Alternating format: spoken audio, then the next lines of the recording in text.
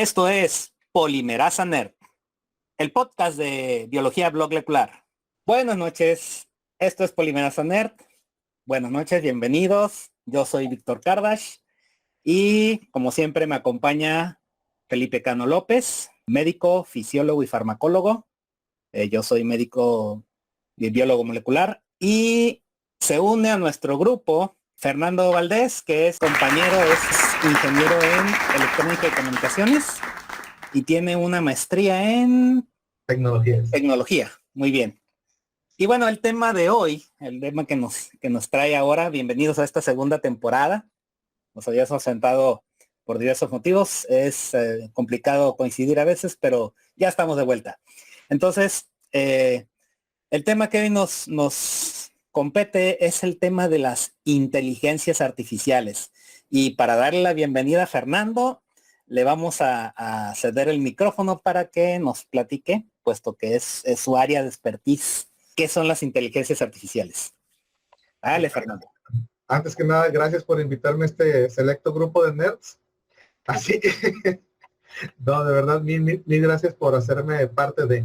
Me invitaron con este tema de IA, de las inteligencias artificiales. Pensamos que es algo nuevo, ¿no? Que es algo que está apenas en boca y en realidad tiene muchísimo tiempo.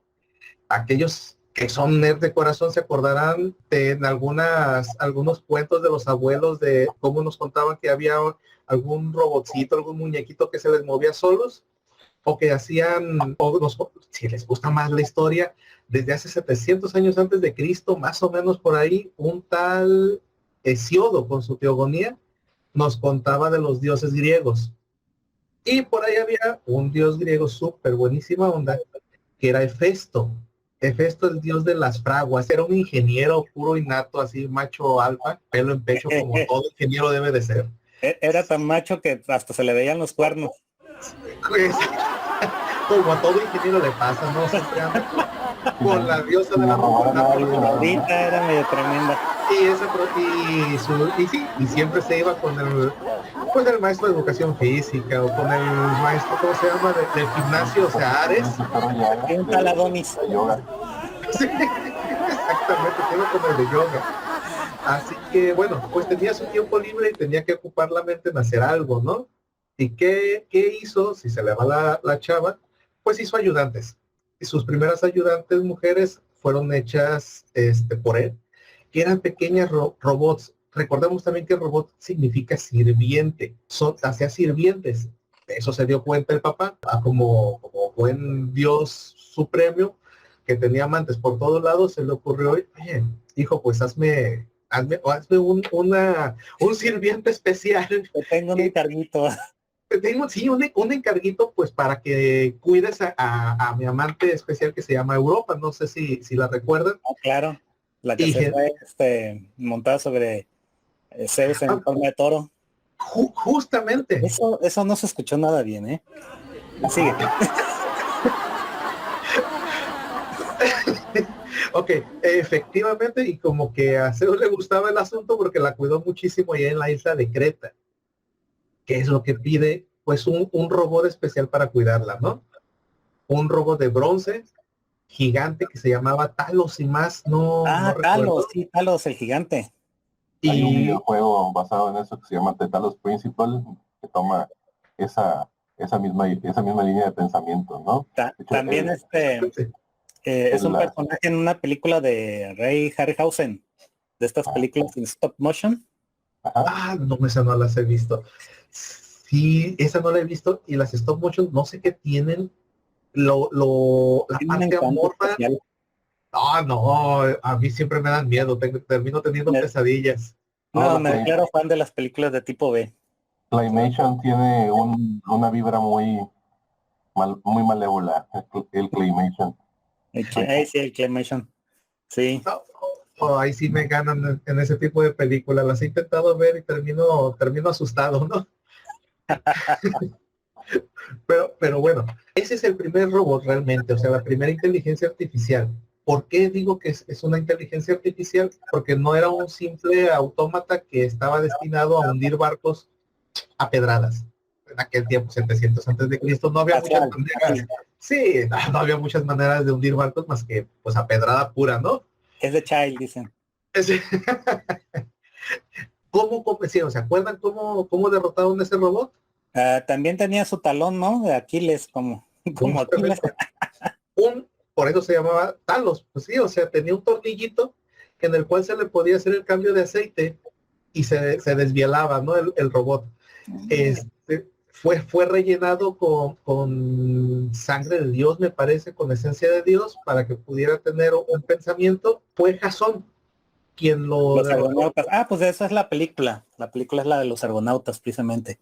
También hay como principios de esta intención de que el ser humano cree sirvientes que sean autónomos y que tengan la capacidad de tomar decisiones. Autónomos, pero no tan autónomos. Bueno, limitado, pero en esa misma línea los hebreos, por ejemplo, tienen los golems, ¿no? Esos gigantes hechos de magia. De magia, de barro, de diferentes materiales. Sí, que les ponían, ¿no? La letra del nombre de Dios. Sí, pero sigue siendo como que en esta misma línea, ¿no? La humanidad siempre ha buscado, ¿no? Como que nos encanta tener esclavos, aunque no sea legal, pero estamos buscando la forma de descargar el trabajo en otras cosas y objetos. Bueno, pero sí como que recurrente, ¿no? Porque hay varias sociedades. Además es esta parte donde el hombre en su afán de creación busca crear como una especie de semejante, ¿no? Digo, ya no tan semejante, hay por ahí un fenómeno de que si el robot es muy humano, hasta te da miedo, ¿no? Y hay un rechazo. El Uncanny Valley o no sé cuál sea la traducción, que es que si se parece demasiado a nosotros nos incomoda, ¿no? Nos sentimos intimidados. Así es. Pero sí, o sea, esta parte donde buscas, no sé si tenga que ver con todo estos mitos de creación, donde los dioses crean al hombre, entonces el hombre, que es lo más parecido a los dioses en la tierra, pues también busca replicar esa parte creadora. Me lleva también, digo, en un periodo intermedio, a los que ya se mencionaron, están los autómatas que se hacían en la época acá antes que los talibanes dominaran el mundo árabe, cuando el mundo árabe era un lugar de enseñanza. De la cultura y la ciencia. Ajá. Que se creaban estos autómatas, ¿no? Con mecanismos algo elaborados, eran capaces de reproducir una tarea, ¿no? O sea, que no era que pudieran hacer muchas cosas, pero que podían reproducir una tarea. Hay una historia muy, muy padre de eso, de un autómata que metía a una persona como tal abajo de una caja y jugaba ajedrez. El que jugaba ajedrez, ¿no? Sí, que era un fraude. Sí, fue un mega fraude, pero funcionó muchísimo tiempo. Hay una película muy interesante, visualmente es hermosa, ¿sí? Que es la creación de Hugo Cabret. Sí, Hugo Cabret, no recuerdo no recuerdo el título, pero sí, definitivamente Hugo Cabret. En español le pusieron la creación de Hugo Cabret y en inglés nada más era Hugo Cabret, creo. Y era donde encontraban este autómata, precisamente un escribano, y él lo reconstruía, y a la hora de reconstruir, hacía un dibujo de la bala sobre la luna de una película de Lumière, y resultó, en la película resultaba que Lumière había creado el autómata, y así es como dan con él, y bueno, no es una historia muy padre. En esa película más bien en la reconstrucción, el activarlo, ¿no? Como que buscar la forma de activar al autómata, que se me hace como una cuestión muy interesante, porque al final de cuentas te hace pensar en cosas o artefactos tan complejos como el mecanismo de anticera, que todavía están investigando para qué rayos funcionaban los engranes y todo esto, pero que había una capacidad técnica mucho más avanzada de lo que pensábamos desde ese entonces, y como el objetivo siempre había sido, pues, facilitar el trabajo, ¿no? El trabajo manual. Facilitar alguna tarea, ¿no? Repetitiva o que requiera cálculos. Atajos, que finalmente son atajos. Exactamente. Esas son atajos y tratamos de optimizar el tiempo, o sea, descargarnos el trabajo pesado. Por eso usamos siempre bueyes, ¿no? O sea, sí. A la fecha. Pero de los que son para arar el campo, o sea, también. Así es. Estamos hablando de lo mismo. O sea, y pues así es como nace como tal el primer autómata, la inteligencia artificial. Y como dicen, hay muchísimos artefactos que están destinados a facilitarnos la vida. ¿Cuándo volvemos a tener noticias de esto? Hasta un señor, buenísima onda, Alan Turing. Ah, sí, sí, sí. Que hay Mejor una, conocido por la máquina Enigma y ¿Qué hacía la por haberse máquina? suicidado con cianuro de manzana. Y de ahí, y de ahí viene también el homenaje de esos teléfonos súper buena onda y aspiracionistas. Están basados en esa manzanita mordida. Pues les encanta a ustedes la historia, ¿verdad? Ah, un pasa, poquito de esto, un poquito de aquello. le movemos a todo lo que se puede. Fíjate que es muy interesante que con este Alan Turing la película esta de Imitation Game le llaman, no recuerdo cómo Código Enigma, creo que le Código pusieron, Enigma.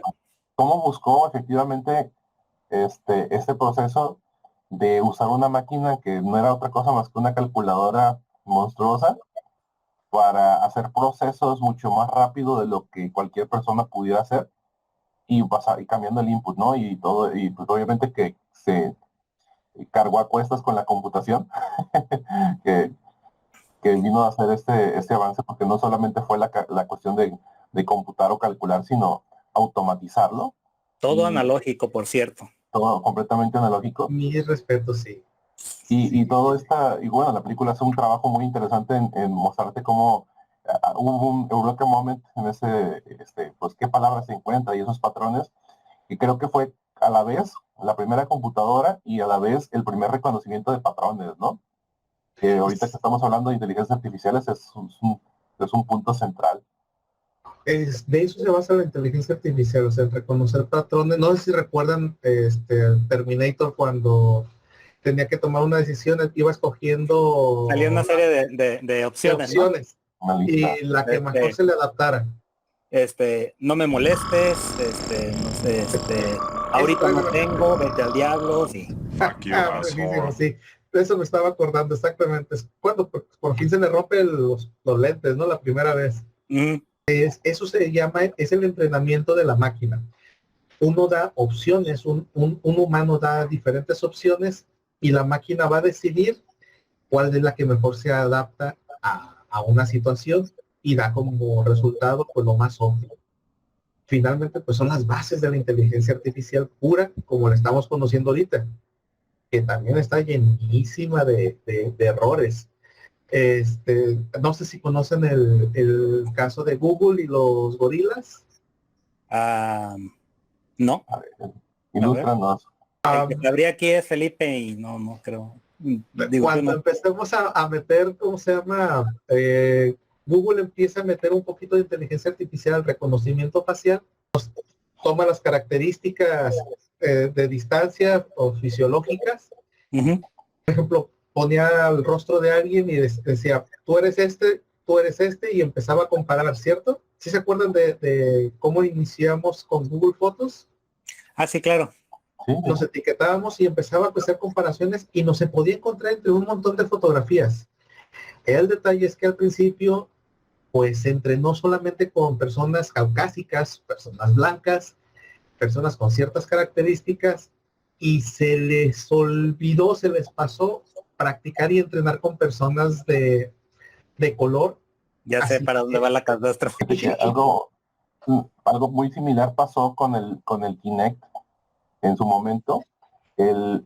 Bueno, el Kinect utiliza una luz infrarroja como que se refleja en la piel. También sí, como en la primera fase era como la forma de identificar a un ser humano, necesitas algo que te refleje, que no sea un fondo, una vela, una silla, para identificar que este es el ser humano. Entonces usaban luz infrarroja. El problema con los rojos es que básicamente nosotros nos vemos blancos porque la sangre que circula debajo de nuestra piel tiene como cierto grosor. Entonces, la luz que refleja nuestra piel cambia y por eso nos vemos del color que nos vemos. Obviamente, cuando hay más melanina, se absorbe más luz. Entonces, la primera versión del Kinect se probó, pues obviamente, con los equipos de desarrollo, que no son muy diversos, que tú digas. Entonces, No se toman el inicialmente, cuidado inicialmente, que se toman ahora. sí, inicialmente te reconocía perfectamente todos los del equipo, pero cuando lo sacaron a pruebas a los beta testers, pues obviamente cualquier persona que tuviera un poquito más de melanina que el desarrollador promedio, que no luce en semanas, pues o los movía o los cambiaba o reconocía inclusive rostros de fotografías más que a las personas, porque dejaban más luz. Entonces tuvieron que cambiar completamente la tecnología del Kinect para cambiar la longitud de onda que medían y meter otras cámaras, y por eso el Kinect terminó teniendo una combinación de diferentes cámaras para eso, porque al principio no se reconocía. Y, y realmente iba por ese lado, o sea que la máquina hace lo que le enseña el programador, ¿no? Ese Creo es que es un el punto machine learning. importante. Sí, eso es el entrenamiento de la máquina, justamente. O sea, depende de un humano, depende de su desarrollador, igual que los hijos, ¿no? O sea, uno les va enseñando y por eso son reflejos de uno. O sea, A veces. A veces, a veces saben más rebeldes. a veces, a veces. Sí, A veces demasiado. a mí se me hace muy interesante si realmente estamos, ahorita que está toda esta pues, moda, porque se puso como en el foco de atención, si lo que estamos viendo son inteligencias artificiales o son solamente algoritmos. Porque A, ya, por ejemplo, a lo Google, mejor Fernando nos puede sí, ilustrar cuál es la diferencia entre una cosa y otra, ¿no? exactamente, quisiera que nos ilustraras un poco más en ese aspecto. Entre inteligencia artificial y algoritmo, Ajá. ¿Sí? en realidad la inteligencia artificial es Porque yo odio el una... algoritmo de Facebook, déjame decirte. Bueno, la ¿A ti? inteligencia artificial finalmente es una serie de algoritmos, pero que van aprendiendo. O sea, van aprendiendo por sí mismos, en comillas, vamos a ponerle así, en base a los errores. Por eso, si ustedes buscan cualquier inteligencia artificial, inclusive la más nueva que está ahorita de moda, que se llama ChatGPT, hacen una búsqueda y les va a aparecer una manita de estoy de acuerdo, o sea, de todo bien, o una manita abajo de te equivocaste. A propósito, escuchen esto. Dime qué es polimerasa NERT.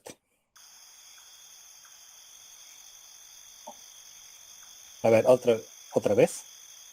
La polimerasa neta, TAP, es una enzima importante en la reparación del ADN dañado. Juega un papel clave en la transferencia de genes entre células y organismos, así como en la detección de virus. Se cree que esta enzima es responsable de la estabilización de la estructura de la célula, ya que forma una red de liga entre las hebras de ADN para sintetizar los sitios de unión. También participa en la reconstitución de unión entre los fragmentos lineales de ADN y evitará la reunión de los fragmentos equívocos. Esta estabilización puede facilitar la excavación de sitios de unión deficientes. En última instancia, la polimerasa neta protege la integridad del genoma y tiene beneficios potenciales para la salud celular.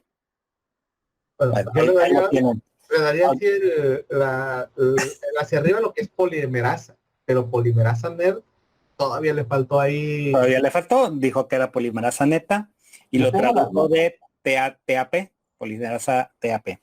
Yo tengo la duda, por ejemplo, a mí sí me surge la duda, por ejemplo, de Es el ChatGPT. chat GPT, que está el que Sí, puse. es que, por ejemplo, yo me Habla. sí, tienen interfaces de texto a voz y esas cosas, pero lo que me llama mucho la atención es lo siguiente. No es el primer experimento de inteligencia artificial porque ya hemos tenido chatbots en el pasado. Ajá. Y los chatbots en el pasado se supone que, como estamos platicando hace un momento, Como el que se volvió buscan, racista. es para eso voy, buscan pasar las pruebas propuestas por Turing, ¿no? El test de Turing, que en teoría es, pues, creo que es más filosófico que práctico, que Sí, es algo Sí, como de, son como las si leyes de Simón. si logra convencer a un interlocutor humano de que es un humano, entonces esta inteligencia superaría el test de Turing. Que yo le veo muchísimos problemas porque inclusive hay una discusión que están refinando el test de Turing para que no sea solamente eso, ¿no? Entonces van más allá del test de Turing tradicional, pero o sea, esa parte de que tiene que convencerme.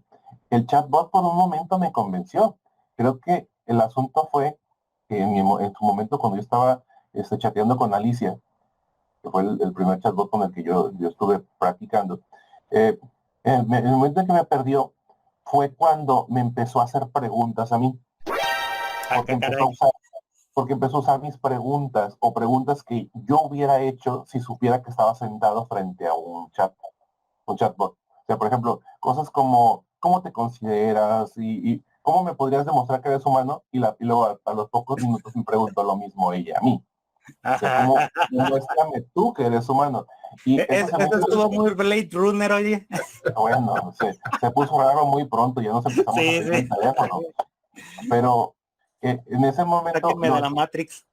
lo chistoso para mí fue que pude captar con relativa velocidad que estaba tomando de una serie de preguntas que ya le habían hecho y de respuestas que había obtenido de preguntas para contestarme.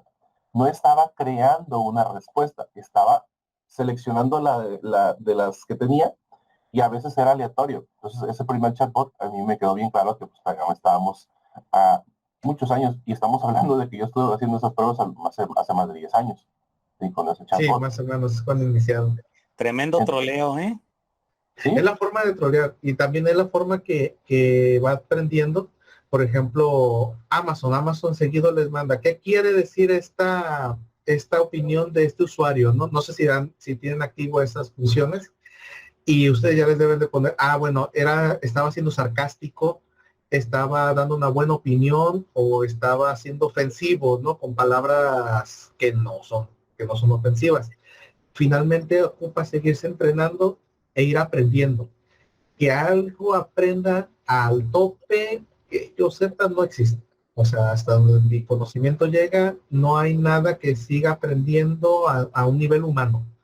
O sea, hay un tema que se llama redes neuronales que tratan de decidir esos nodos de memoria o esos algoritmos, vaya, para no usar palabras tan técnicas, va decidiendo y va enlazando con otras posibles decisiones y va aprendiendo respecto a los errores o va aprendiendo respecto inclusive a la situación, o sea, al contexto en el que está.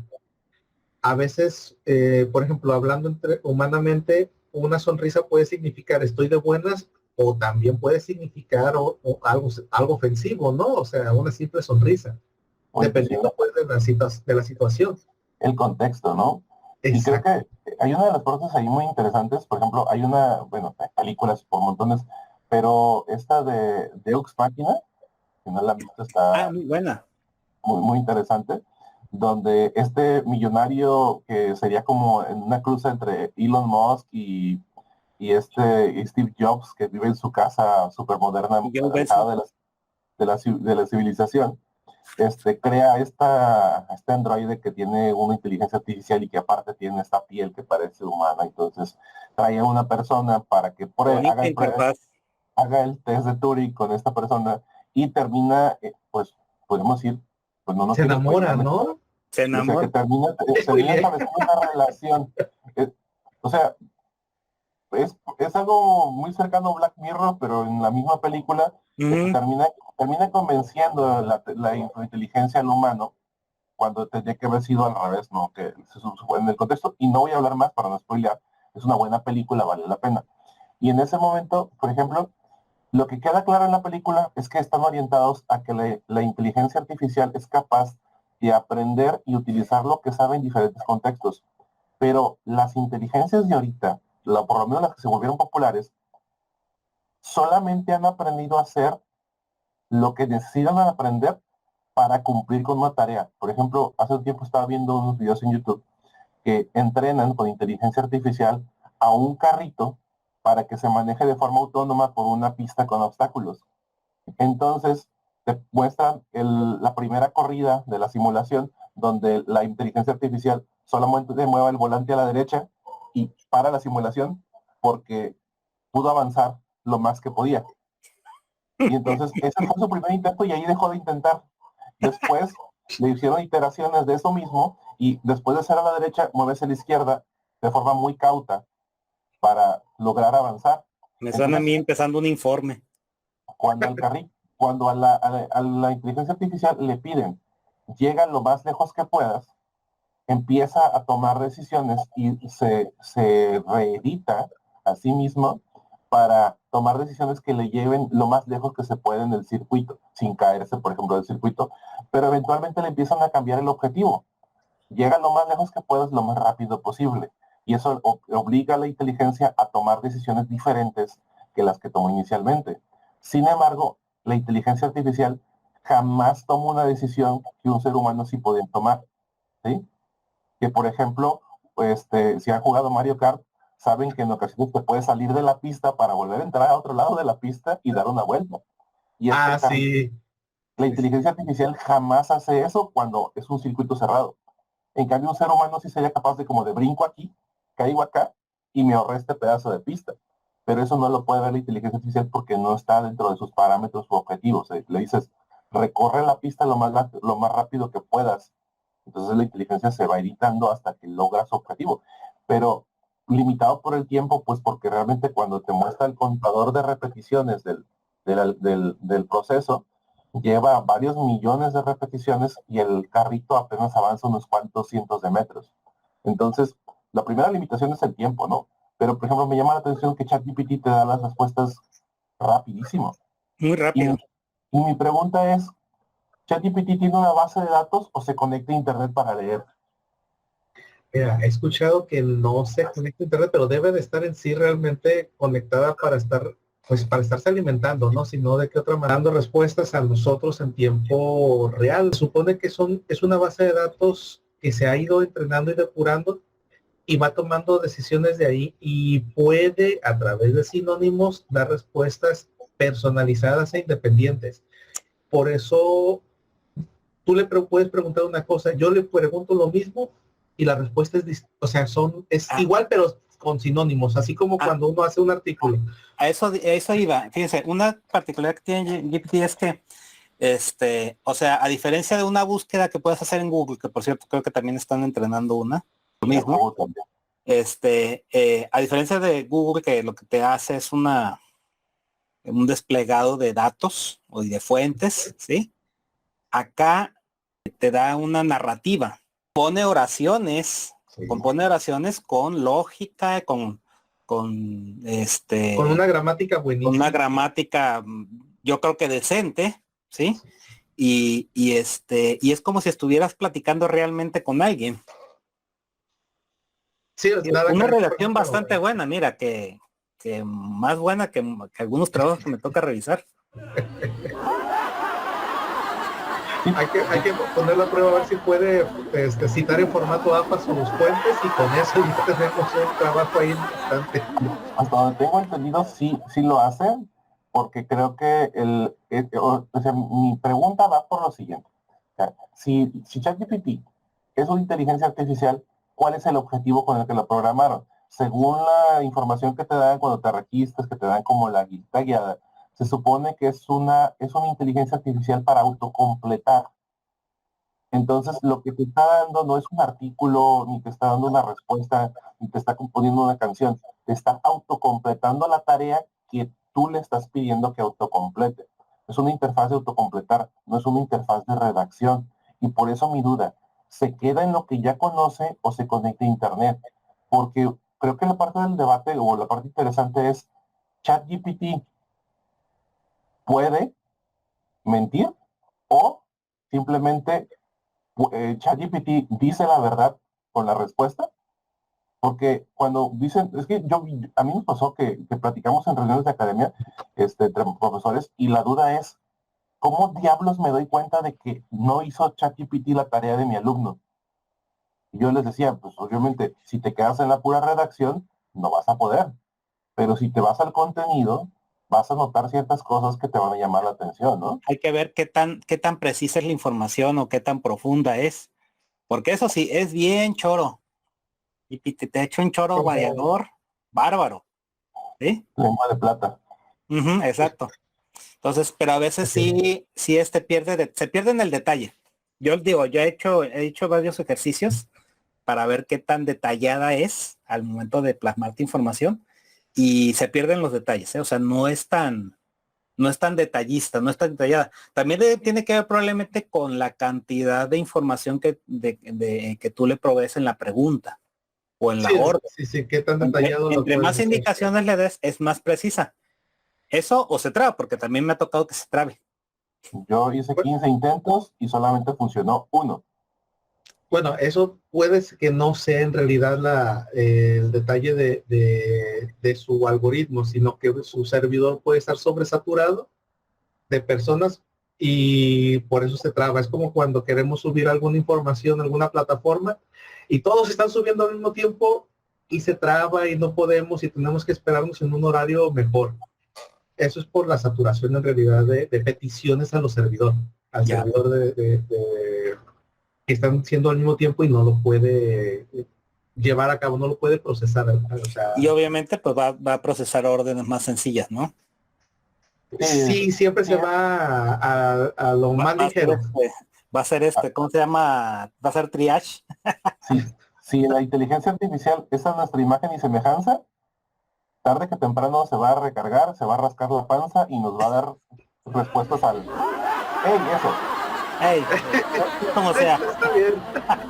Ahorita te doy el informe. Sí, ahorita te entiendo. Sí. El lunes sin falta, carnal. Ok, oigan chicos, pues estamos llegando al tiempo del episodio de hoy, pero pues está muy interesante. Yo creo que vamos a retomar en una segunda parte, porque ahorita, digo, hemos hablado más o menos a grandes rasgos de qué va la inteligencia artificial, qué entendemos por ello, algunos ejemplos, pero yo creo que en el siguiente segmento, en el siguiente episodio, podemos hablar más sobre cómo es que aprende la inteligencia artificial, cómo es que aprenden estos algoritmos y cómo funciona la inteligencia pues humana, ¿sí? La inteligencia biológica, cómo funciona. Vamos a despedirnos ahorita y nos vemos en el siguiente episodio. Hasta luego. Bye.